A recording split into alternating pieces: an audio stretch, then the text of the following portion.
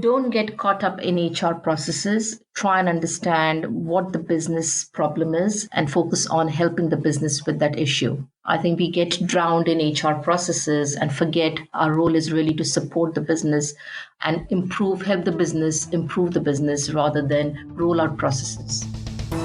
Welcome to the HR L&D Podcast with your host, Nick Day. Tune in to discover what it takes to truly develop within human resources as we delve deep into growth, engagement, and leadership strategies that can unlock the hidden potential within your business, which we hope will really empower your workforce towards fantastic organizational success. So I'm really excited to bring you, my HR L&D podcast listeners, a fantastic and really exciting podcast episode as I got an opportunity to sit down with Devyani Vaishampayan. Now, she's the managing partner of the HR Tech Partnership. They're a people tech investment company and they are really focused on people tech, working on HR digital tech that's been hitting the market and really disrupting the HR marketplace. The technology is very much focused on employee and digital talent technology, and they also run the Human Capital Digital Innovation Hub, which is there to help corporates and HR teams learn and experiment around the future of work. To give you some context to Devyani's experience, she has been an international and multi-sector group CHRO and board member for some of the largest heavyweight companies you'll ever know. Companies including Citibank, AT&T, British Gas, Rolls-Royce. She's lived and worked in China, Singapore, and Europe. Devyani is considered a thought leader around the future of work. She is a practical HR professional who's able to blend her expertise as a practitioner within HR along with her unique perspective when it comes to digital innovation and investment. So it's a really exciting episode. And if you're interested in digital HR disruptive technologies, then you're going to want to tune in to find out more. I hope you enjoy it as much as I did. Cheers.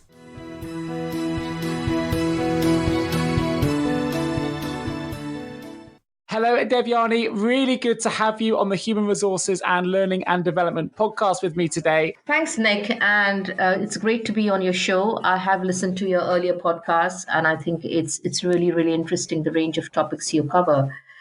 A little about myself. I think for most of my career, I have been an HR professional and worked as a senior HR director for particularly for large international businesses, but across a range of different industries.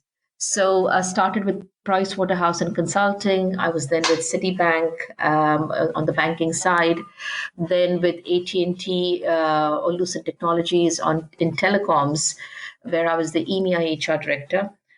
Then moved on to the BG Group of British Gas, where I was the Asia Pacific and Middle East HRD.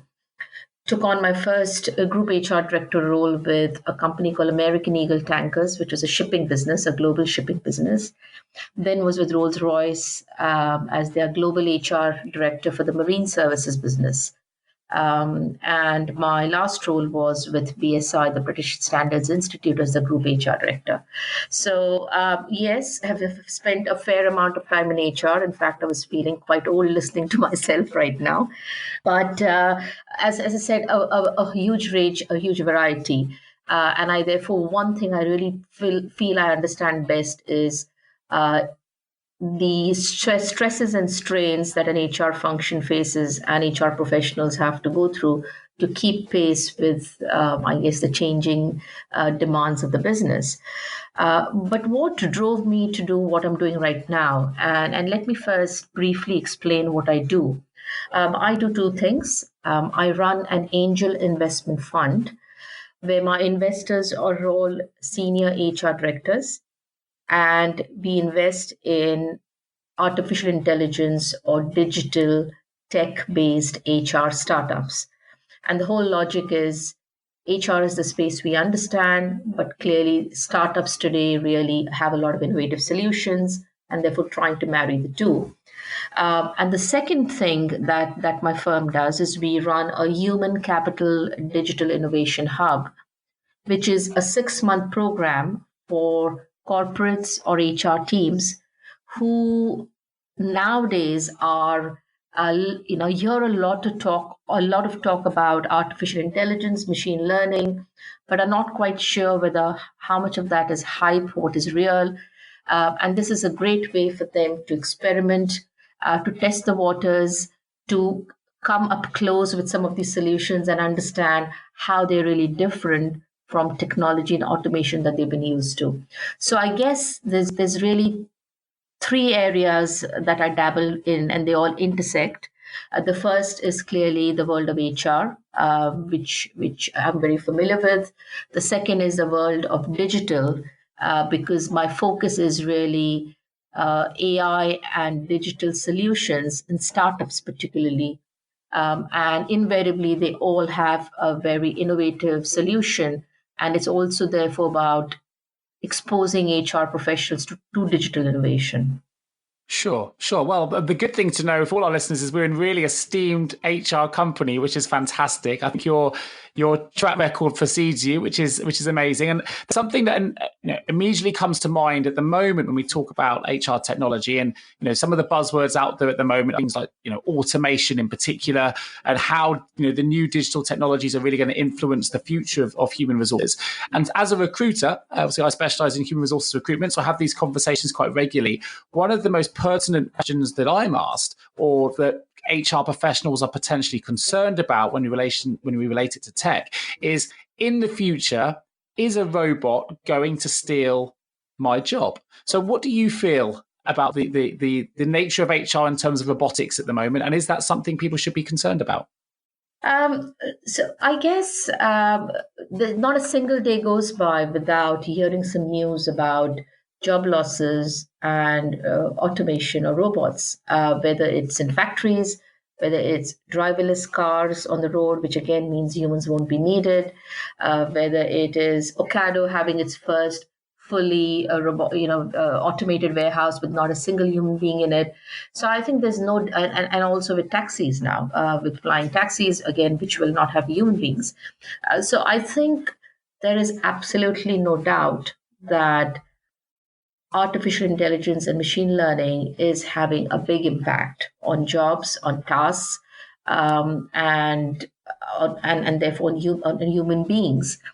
I guess the question, however, is how fast is this going to happen?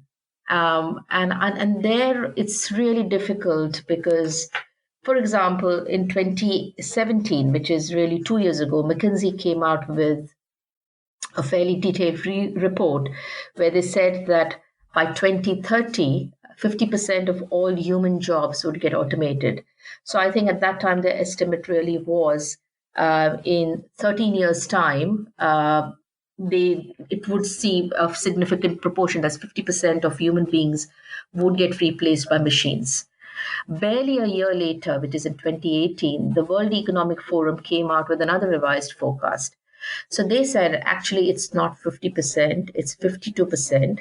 But more importantly, they said this would happen by 2025, not 2030.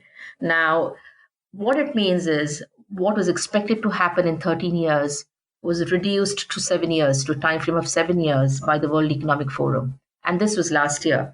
So I think the speed of change, so there's absolutely no doubt that machines will be replacing humans in a far bigger way. There's absolutely no doubt that the proportion of that is going to be far bigger than what's happened in the past. I guess the question, however, is when is this going to happen? Is it going to happen in the next 5 years, in the next 7 years, or the next 10 years? But I think for anyone who's in HR, I don't think there's any doubt that this is going to happen. It's happening fairly fast. And actually, revisions of forecasts indicate it's going to happen much sooner than anyone thinks. So that's one side of it. So I guess in terms of job loss, it is going to be absolutely real and something that needs to be planned for. But on the other side, I think equally there's going to be a severe shortage of talent because there's we are entering what we call as the new digital economy. And it's no longer a case that digital skills will be needed in the IT function. I think digital skills will impact every kind of job. So let's say today, if you are a compliance officer in a bank, or if you are an operations manager on an assembly line, or even if you're just a technical writer, all those three jobs could disappear because of automation. But equally, the same some of the same roles, aspects of the role could be needed to be done, but with a strong knowledge of digital. So I think, in fact, there is an estimate that the knowledge of machine learning, robotics, Internet of Things, or what we call as high tech skills, the gap in Europe is going to be more than 500,000 by 2020. Now, 2020 is again barely 10 years, 11 years away. So I think there's two very interesting phenomena. You are going to see a whole lot of robots taking over a whole lot of jobs. And when I say robots, I mean it very loosely. I'm really talking about machine learning. But on the other hand, there will be a whole lot of new jobs and new skills needed, which could provide opportunities for people who are prepared for it.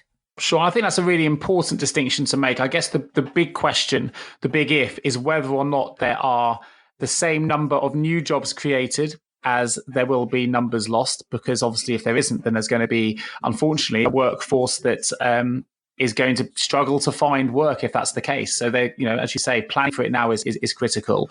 But also, I think there's a little piece which I think that McKinsey study, which I've looked at as well, and I've done some podcasts on that in the past in relation to my payroll podcast, is I think it's a little bit generic. And obviously, you're an expert, so you'll know more about this than I do. But I think ultimately, a lot of the roles, it's going to be tasks within jobs that are automated as well, rather than the whole job itself. So if I take payroll as an example, of course, many labor-intensive parts to a payroll position in terms of data entry, where a robot or intelligent AI could easily automate that task to save time. But that doesn't necessarily mean that payroll professional is no longer needed. It just means that we can focus their attentions on potentially more strategic tasks, or the tasks that actually still require human input. I think that's where people are concerned. There's been these studies that kind of say that sweeping change is going to come, which it will, but sweeping change in terms of jobs completely disappearing. But actually, there's going to be new jobs created, which you mentioned, and also existing jobs will evolve to become something else. So it doesn't necessarily mean you're getting made redundant. It just means that the task that you're currently doing may change significantly. Would you agree with that, or would I be off the mark? No, and I think you're completely on the mark there. I think, firstly, this is not new. We've had technology around, we've had automation for quite some time. I mean, if you look at recruitment, anyone who works in recruitment has been used to the automation that has been happening continuously, and B, also the level of outsourcing that's been happening, whether it's an RPO model, whether it's something else, whether it's agencies. So I think this whole thing of your job can stay the same is not new. And HR professionals have been dealing with this for quite some time. But again, if you look at the recruitment scenario, what has happened is, for someone who probably was focused more on the manual aspect or data, just the data sorting aspect of the job, would find themselves without a job. Those that have understood that actually the interface with the business, the candidate experience, or interfacing with the candidate, the application of your creativity, is all those aspects. The what do you call as more as soft skills, the human skills, the analytical skills. I think if they focused on developing that, good recruiters are still very much in demand and needed. So it's not as if people won't be needed, but you do need to adapt to a different skill set. Something slightly different, however, in the AI and machine learning aspect is automation in the past, or still continues to focus on speed, efficiency of current process, and also focuses more on what has happened. Where I think AI and machine learning is slightly different is there is an intelligent application which automation doesn't really compete with. And so things that currently human beings use technology for, but then still have to think through, machine learning and AI is capable of that thinking through. So there is a higher element of skills that can be done by machines because of machine learning. And that's the aspect also that everyone needs to be very aware of. And I'm going back again to, let's say, a compliance officer in a role in a bank. Through automation, probably the whole, the document management, sorting, and those kind of record keeping, probably those aspects would have been done by technology. But today, I guess even the aspects of doing a first search through the document, figuring out if there are areas of which are of risk. Even that first level screening, which is more an intelligent application, could be done by a machine, which is a slightly different scenario. Sure. I think you raised some really interesting points. I think for me, there are two sides to this. You mentioned recruitment, so something that I know an awful lot about. I've managed my own recruitment firm now for 11 years here at JGA Recruitment. And, we've trialed and used aspects of automated technology to try and improve the efficiency of what we do. And I think it's about getting the right balance. There are some recruiters, though, and I think there's been a shift in the recruitment market. So where they almost overused automation to the point where they're relying on a volume game, and everyone who's probably listening to this, who's on LinkedIn or similar, will know when you've received an automated email from a recruiter, or whether it's a genuine, they've looked at my profile and really taken the time to assess me. And actually, the problem with that from a recruitment perspective is it switches people off. So if I now was to write an individual email for someone who's perfect for something, they may not look at it because they're so used to the automated ones that have been coming before. So that's a negative side of it. Yes, you have the volume, but no, you lose that personal touch. And actually something we're trying to do at JJ Recruitment here is let's bring back the human element. So in our particular industry, our product is people. So it's so important that we don't lose sight of what it is as a recruiter that we're really working and involved in. And it's very difficult to replace the one-to-one intuitive conversation that takes place between people. And it's also very easy to try and replace it with what I would call lazy recruitment techniques, which is email everyone as you possibly can, automate the responses, see what comes back. So there are two sides to it. It can help on one side, but eventually if you do too much of it, it can frustrate and put people off. But I think on the second side of things that you mentioned there, the most exciting and the most nerve-wracking part of all this is seeing how much technology, both in the recruitment, HR and payroll spaces, seeing how much it's advanced just in the last 12 to 24 months makes you think, well, if these studies are relating to the next, 13 years or 7 years, we don't know what's to come yet, right? You may have a better insight, and I'll be really interested to know what you're seeing that perhaps isn't even into the market yet. But the reality is there is so much out there that we can't even comprehend that's going to be developed in a relatively short space of time. So it's quite exciting to think what technology might be available in 5 years, if you think about the rate that we're advancing at. What's your view? Is there anything out there that you're seeing that could really disrupt the HR space in terms of perhaps technology we're not seeing yet, but that could come into play? Yeah, so firstly, I think our scope really, both for the fund as well as the hub, is any part of the employee life cycle. So I guess recruitment tends to be a more people kind of obvious one because the recruitment function has always used technology. It also involves a big emphasis on speed, on costs. The business is very involved, so it's no surprise that the recruitment function has seen a lot more disruption as compared to the other parts of the employee life cycle. In fact, last year alone, there were more than 3,000 tech startups in the recruitment space. And again, going back to the example you've given, I guess what a lot of them are trying to do is not just look at bringing more efficiency to the current process, but helping employers dip into very different talent pools.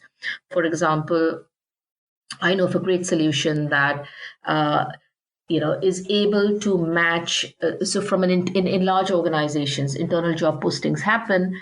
But I think what this does is it helps an employee build up their own profile, and then that will automatically source internal jobs as and when they come up. But you could also then link it to your own internal and external network, LinkedIn network.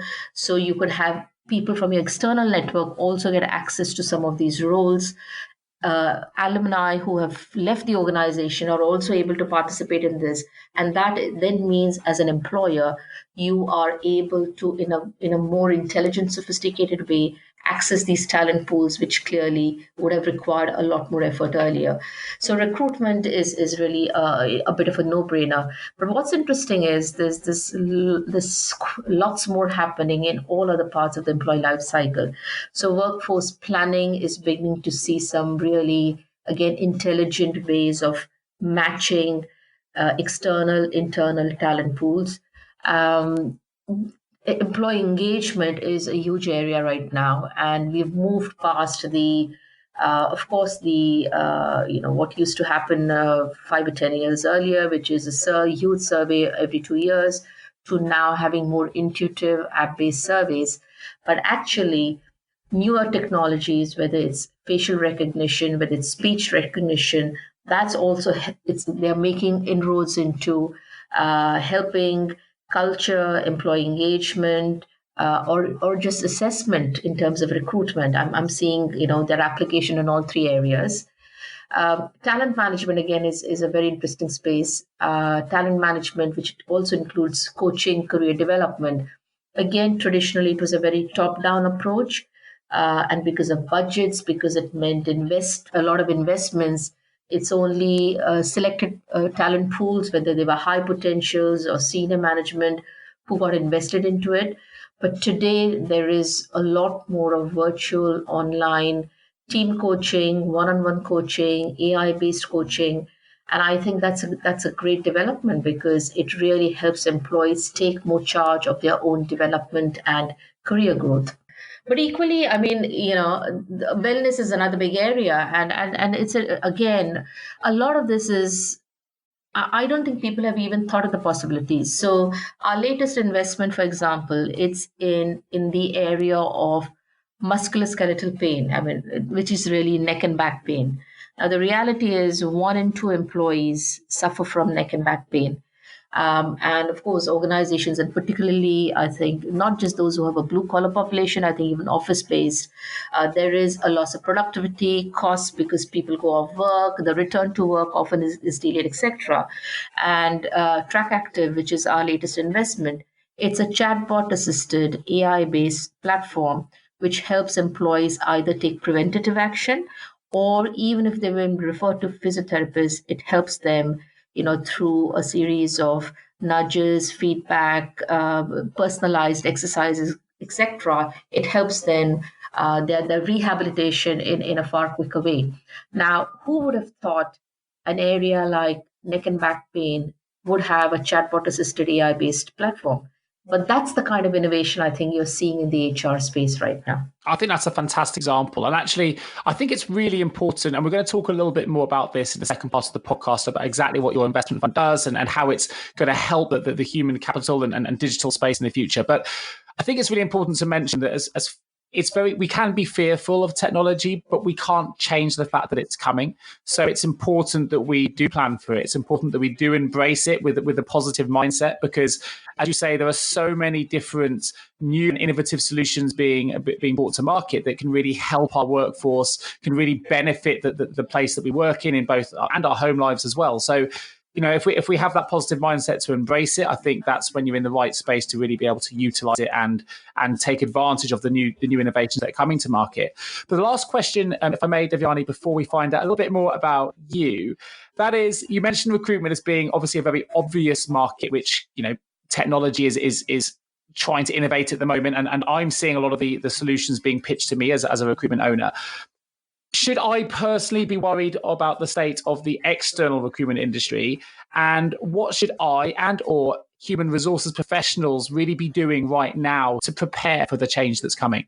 So I guess let me first highlight 3 or 4 different ways in which machines and AI is impacting the workforce or the HR functions, or what HR professionals do. One is, I think, substitution. So, that's really machines replacing workers. For example, packing machines in warehouses. Now, I think from a recruitment perspective, or as a recruiter, if you don't understand the scale and scope of how that is happening, it's not going to help you really be a good business partner to your business and help them in an understanding and planning for things that are coming up. So that's at the very lowest level. I guess the second is big area where I see the impact of AI and machine learning in recruitment is what I call as augmentation, where technology is really expanding the capability of recruiters. So, you have chatbots now which help any candidate questions. You have AI software that's used in call centers, where again it helps a recruiter respond to candidate queries or the whole process of shortlisting. I guess in the assessment area itself, technology is being used in a variety of ways, and I've previously referred to facial recognition. I've referred to the latest one. I was in Tel Aviv last week, and as you know, Israel is one of the top 5 countries in the world for AI and tech. I think what they come up with is really quite top of top class, and therefore they are quite ahead as compared to most countries in the world. And I saw assessment solutions, as I said, looking at digital, because today we live in a digital world, and doing it in a very sophisticated manner, which helps employers screen employees, or also, as I said, sound. So those are clearly areas to look out for. Blockchain is another technology that I think recruiters should start getting familiar with, because whether it's for referencing, some great referencing solutions using blockchain, or even other aspects. So blockchain as a technology is something to keep track of. And the other one is virtual reality.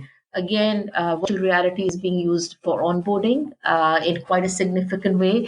And all these things are really great because they improve the candidate experience. It helps the recruiter's job in getting candidates on board. So I think what I call as augmentation is a big part of how AI is being used in the recruitment space. When you talk of disruption, I think the bit that probably particularly recruitment firms have to keep in mind is what I call as disintermediation. What is that? I mean, very simply, it's really how a Deliveroo operates, for example. What they've done is they've really connected the consumer with the main restaurant, and they've brought the two together in a very different way, which improves, I guess, speed, efficiency, etc. And what I'm seeing now is some really good solutions, which are really marketplaces and which are removing the middlemen, which are removing the recruitment agencies. And often they cater to very specific profiles. And it's no surprise that a lot of them are based around digital skills or catering to digital workers. But I've also seen, I mean, the gig economy is going to be a big trend. So I've seen some great platforms that cater only to professionals who want flexible working. And that does not mean women. In the past, it really meant catering to women. This is a truly, for all white collar workers, but it also deals with integration issues very well. So they look at payment, they look at onboarding, and they look at all that, which means as an employer. And if again, and that's my biggest, kind of focus when I look at a solution. If I were to look at a solution or a platform like that, I don't want to spend a lot of time integrating it with whatever else I have. So I think this, the kind of delayering or cutting away the middleman, as I call it, is a big trend, and which, as a recruitment, I think any recruitment agency needs to be fully aware of, so that they, as you said earlier, there's a lot more value you can add by the actual human interface, either with the client or the candidate. But clearly, these platforms are going to change the way recruitment gets done. And I guess the last aspect, the second last aspect is collaboration. So we've seen Slack being used, or collaboration tools being used in-house. But again, I think the use of that within candidate community, creating a community, is another example. The biggest space, of course, where I'm seeing the impact of AI and machine learning is still the operational and the employee experience. And we've referred to that. But again, one of our investee companies is a company called Recruitment Smart. And what they do is CV screening using AI, and they can screen up to 1 billion CVs per day. Now, again, CV screening using technology is not new, but I think what is distinctive with AI and machine learning is is there is a far more intelligent application, which means the confidence to use automated tools then jumps up as compared to, as you pointed out, if it's just simply at a basic level, as a candidate, you can figure out very quickly that this really doesn't take into account my own individual background and considerations. Yeah, I think that's well, brilliant answer, a very well-rounded answer. It covered kind of all the points that take some of my questions off the table, which is fantastic, Devyani. So thank you. And I think a great example at the end there that we've definitely used different tools in the past for CV screening for ourselves. We find that because we're in a very niche market, nothing quite beats our own expertise. So we've actually never continued with those. We may have trialed them in the past. They've never worked for us as a recruitment agency. I think, though, they can definitely work in more generalist realms where you've got high volumes. You're dealing with multiple roles, low level, where the screening doesn't have to be quite as in depth or as specialized. And maybe AI and intelligent technology solutions will improve the systems, but certainly the ones that we've looked at as an external agency, they haven't quite worked for us because of the niche nature of the markets we're in. But I'm definitely interested to see what's to come. And I'm someone that tries to embrace and test all the different types of technology that are hitting the market, because you just never know how something might be able to benefit you in the longer term. So well, a brilliant answer. Thank you so much. So we're going to find out a lot more about the investment fund just after a quick advert break, and we're going to find out a little bit more about you as well. Time to find out more about you. So question one, Devyani, with all of the things you have going on around you at the moment, you're clearly very busy. So how do you get to relax in your downtime? Oh, wow. Okay. I guess one of the nice things about doing what I do right now is it allows me to do things that I missed in a busy corporate career, which was to read much more, to be curious and find out about things much more. And that in itself can be quite relaxing because it's something that excites me. So I think there's that. But otherwise, I am a great reader of fiction. I love that. The moment the book list is announced, I'm off running and trying to get all the books and kind of read them. So reading is something I enjoy very much. And I'm also lucky to live in an area in London that has got woods around, greenery around. So walking is another way for me to de-stress. Fantastic. So who are the two people that have been the most influential to you in your career? I guess there's different definitions of influential. But I think I would really say my first boss at Citibank. I mean, Citibank was a great organization. I still regard it as one of the best places in terms of very high caliber of people, great set of leaders, an environment where truly, nowadays organizations put in programs to really have innovation, to have engagement. All that just seemed to happen there. And I think it was because there was a lot of trust. But also there was so much of change in the environment that when you have very smart people and you just let them get on with things. And I had a great boss, and I spent 6 years there, and a lot of what I learned was through him. And so as I said, Pradeep was my boss at Citibank, and I still think he influenced a lot of my professionalism as an HR person, but also who I am today. I think the other one would be my husband. I think he has been completely supportive of what I've done, but I think also he has allowed me or given me the space. And I say that because I come from an environment. When I grew up in India. I lived with my in-laws there, and as a woman at that time, while it was expected that I would be educated, I think it was not expected that I would be a career professional.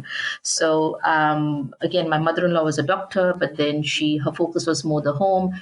And so I think right from the beginning, I've always traveled a lot, worked a lot, put in long hours, and of course have had a family subsequently. But none of my career success today would have happened if I didn't have strong support from my spouse. Fantastic. And it's great that you've got an opportunity here to mention it. So it's great to hear. It's great to hear you've got such a good support network around you. So a little bit of fun here. If you could be given any superpower, what would it be and why? To figure out what people are actually thinking. Oh, yeah, nice. Perfect. Will be useful in your space as well, right? And last question, if you could invite 3 people to a dinner party, who would it be and why? This is going to need some thinking. So I think, Ellie Shafak is one of my favorite authors. I would love to invite her. I'm forgetting the Tesla guy's name. Gosh. Elon Musk.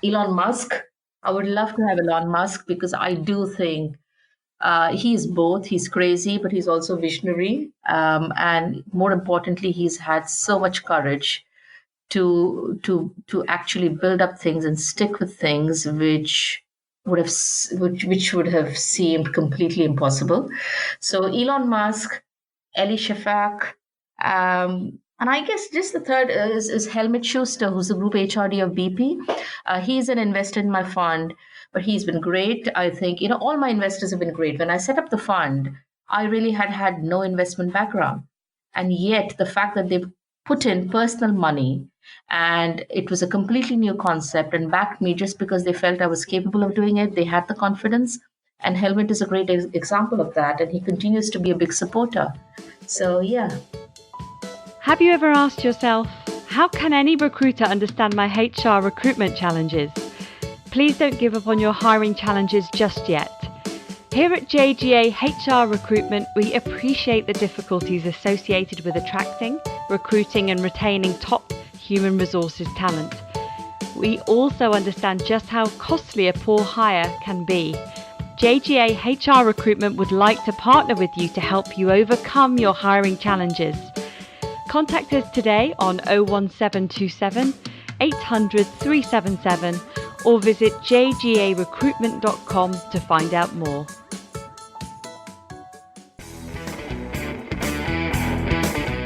The L&D Podcast. Final questions to help listeners engage, learn and perform. Tell the listeners a little bit about what your investment fund does, Devyani.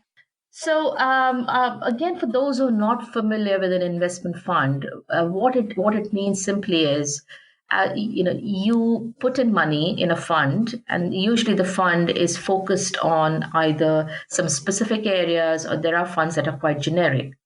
Now, in my case, all my investors are, as I said, senior corporate directors. Actually, they're all FTSE 100 Group HRDs.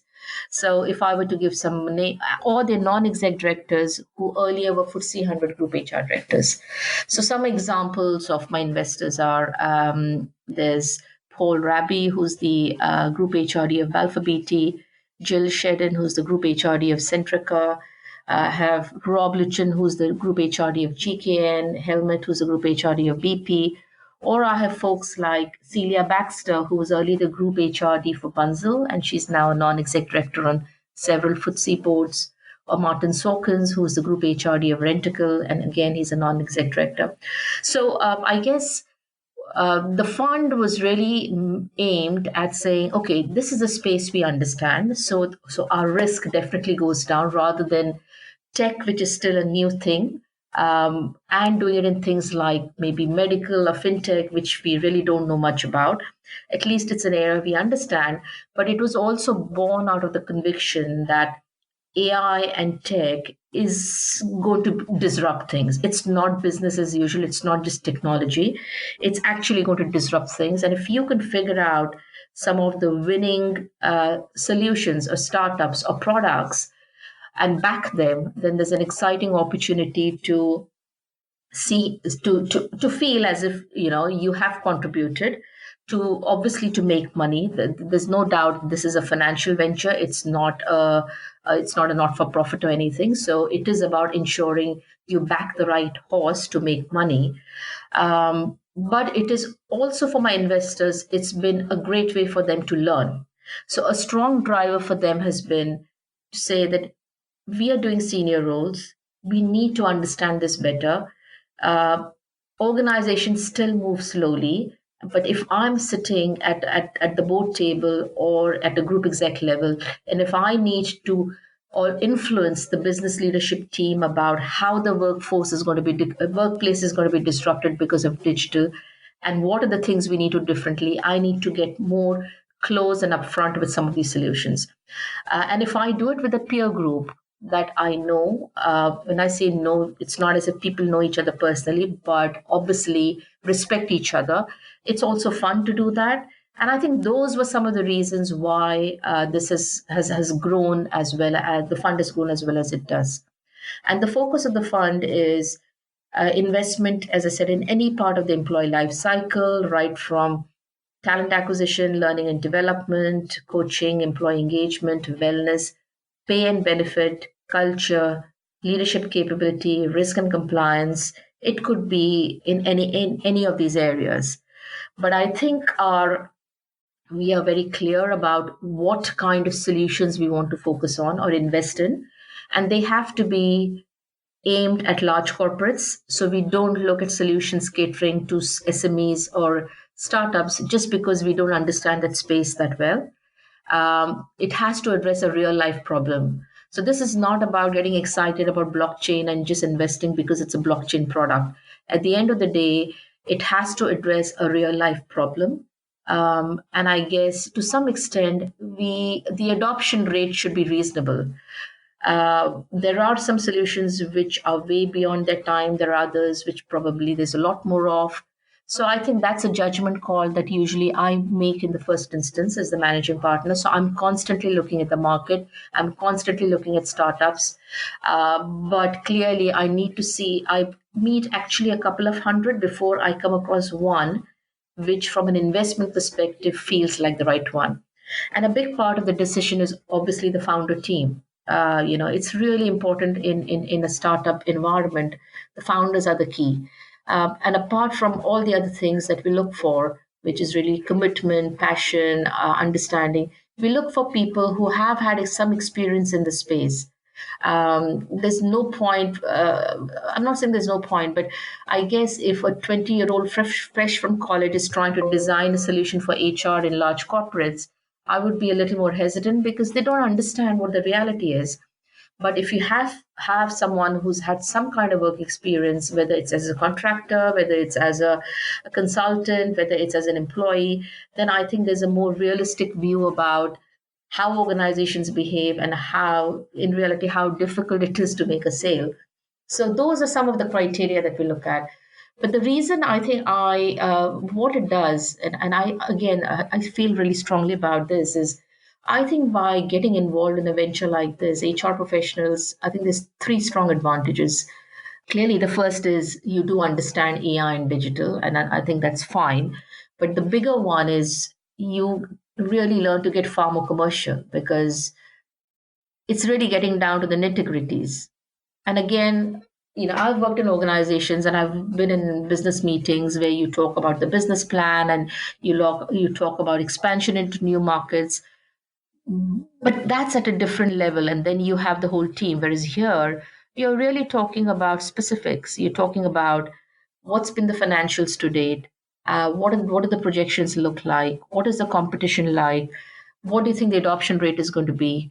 So I think a really a holistic, rounded view of commercials is what you get, and therefore improving your financial acumen is what you get if you start, getting involved in an investment.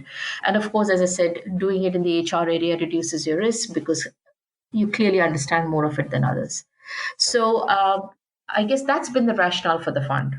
It sounds really exciting. Maybe it's the entrepreneur in me, but I'm listening to you with really inquisitive ears because I just think the whole ethos, the reasons doing it, what you get out of it as a peer group, I totally understand. I think it makes absolute total sense to me as to why you've got senior human resources directors and senior decision makers involved in this, because I can absolutely see how if you're at the forefront of what's being pitched from a technology perspective and what's being developed and the reasons behind that, it's absolutely going to advance who you are as an HR professional at the senior end, and it gives you the foresight to know what's coming. And it just sounds really exciting. So kudos for setting it up, and it's amazing that to see that you are where you are and it's having the success that it is. And obviously you have a human capital digital innovation hub. So can you tell listeners a little bit more about that? And is that something that someone might be listening to this now? Can they get involved in that? Yeah, so I think, because of the fund, clearly what I was doing is meeting a lot of really great startups and looking at the innovation that's happening. And I was also getting approached because of my background by senior HR leaders to say, gosh, can you tell us what's actually happening? And we really know we need to understand this more. Or you had a senior, like my investors, for example, they personally get it, but very often you have a senior HR leader whose team is still very much down, the kind of heads down, just focused on the transactional things, and and it's difficult for that HR leader to get the message across that this is changing, and all of us need to understand and embrace this a little more. But also, last year, about 18 months ago, we had done a survey of 15,000 HR professionals, and we covered, it was really focused on their use of robotics and AI. And there was one question in there which really hit a chord. And the question was, do you believe that increased use of technology undermines the human touch with HR? Okay. And what came out is, more than 50%. Actually 10% strongly agreed that it undermines the human touch. About 25% said that it somewhat undermines the human touch. And another 25% said, oh, it makes no difference. So basically, I think what came out very strongly is there's still a lot of either hesitation, or there is a lack of knowledge, or there's a fear that HR professionals have about AI and technology. And I think a lot of them kind of still either don't understand it, or they feel it's going to either inhibit them or take away the value of what they're doing. And that was very revealing, because I think, in effect, if you look at it, what it shows is the digitization mindset. And what probably came through that, and not just that, but I meet lots of HR teams, and just yesterday I was in another discussion with a group of actually recruitment professionals, and very often I think there is the feeling that, oh, we are not a technology company, or we are still struggling with some of the basics, so digital is not for us. Or it is that, oh, as and when it becomes necessary, we'll respond to it. Or the third thing that comes up is, but there's just no time. We have so many other things we need to do. So I think the mindset, therefore, often can be a big barrier, as opposed to saying that this could be a great opportunity to improve the employee experience, to reduce costs, and I guess help me as a professional do more of the strategic value added things that I've always wanted to do. So what I felt is, I think people need a safe space. Uh, it's too much for a lot of them to actively go and find out or buy a solution, because whether it's the financial commitment, but also the risk. I mean, buying something, bringing it in house, not knowing what the impact is.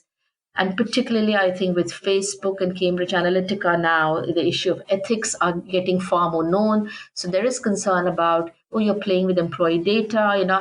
What if there's an issue or an error, and how will that reflect on us? So the Innovation Hub is really a safe way for people to actually use an AI-based HR solution, but there is no commitment to buy it. And so it's a 6-month program. And what we do is we figure out, what are some of the actual issues. It could be improving the recruitment process. It could be upskilling your employees about digital. It could be wanting to give coaching to a lot more employees. It could be just there's lots of different things I think people have, but we try and focus on an issue that's real and that the team is really wanting to make progress on. We then find the right solution for them, a startup solution. And when I say startups, again, we need to understand that it's not as if it's a 2-person team and the product is just being developed. Today's startup means you have the solution, they've worked with clients, but they're not huge, big, organizations. And we source the right startup, we match it, we usually negotiate a free pilot, and then we facilitate a monthly learning session with the HR teams. And the learning session could be focused around how the pilot is going, but it could also be around areas like what actually is machine learning. So we could get an expert in to talk about it. Or, oh, we've heard of blockchain. What does that mean? And so we could get in an expert on blockchain to talk about them. So it's as I said, a great way for HR teams to dip their toe in the water, to start getting familiar with the impact of digital, and to see whether these solutions are really useful. Are they really that different? And to make them more confident then about whatever they want to do. And if at the end of 6 months they feel this was great, but not for us, that's fine.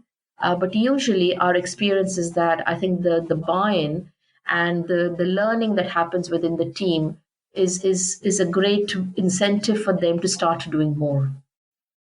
Yeah, that makes sense. It sounds like you're doing a huge amount to help HR teams. I think it's, I'm a huge advocate for the work that you're doing. I'm someone who thinks that the quicker HR teams, payroll teams, and recruitment teams start to embrace technology, the better. We can't stop it from hitting the market.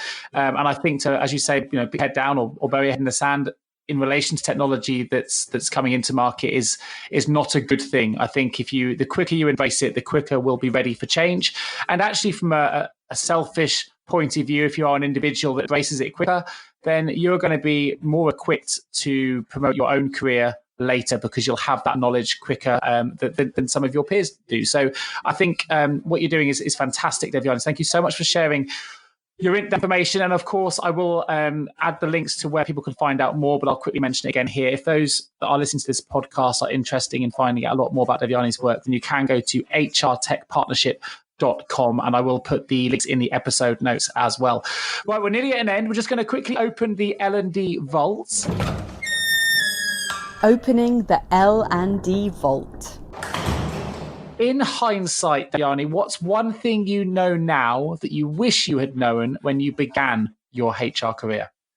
I wish I had known that the pace with which I adapt to change and I'm enthusiastic about it is very different from a lot of people.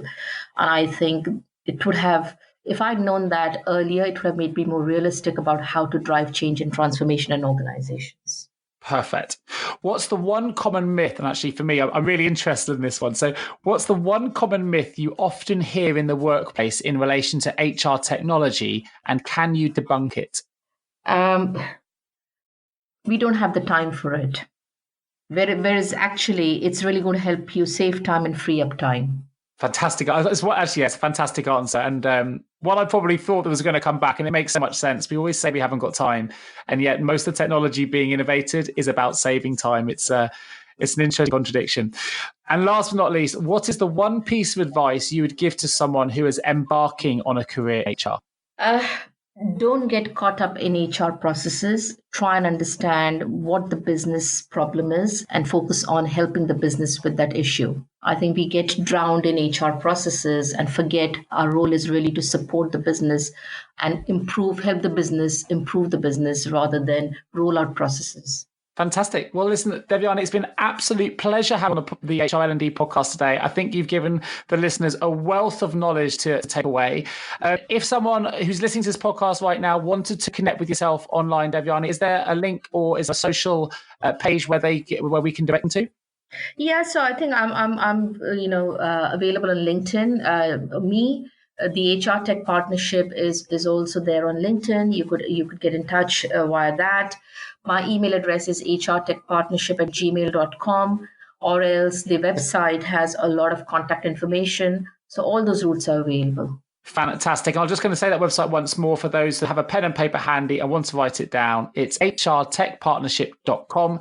And if you do /innovate, you can find a little bit more about some of the innovative solutions they're doing as well. But definitely worth checking out that website. There's a wealth of information that gives you a lot more insight into some of the exciting human capital digital work that Devyani is involved in. So please do check it out. This is Lisa. A huge thank you for joining me today, Devyani. Of course, if you are an HR or learning and development professional professional listening to this podcast right now and you have an HR, HRIS or L&D related vacancy that you would love some specialist human resources recruitment support with, please do get in touch with me. I would love to be able to help. And I would love to show you what a great HR recruitment experience can feel like as well. So reach out to me directly at nick@jgarecruitment.com, or of course, give the team a call on 01727 800 377. Well, thanks for listening, folks. I look forward to bringing you all the next episode of the HR L&D podcast real soon. Thank you ever so much for your amazing content today, Devyani. Thanks, Nick. Really enjoyed it. Thank you so much for tuning into HR L&D Podcast with your host, Nick Day of JGA HR Recruitment. If you need help with a current HR, payroll or L&D vacancy, then please get in touch with Nick and his team. All contact details can be found in the episode notes. In the meantime, to make sure you never miss a future episode, please subscribe to the show through any of your favourite podcast channels. Till next time.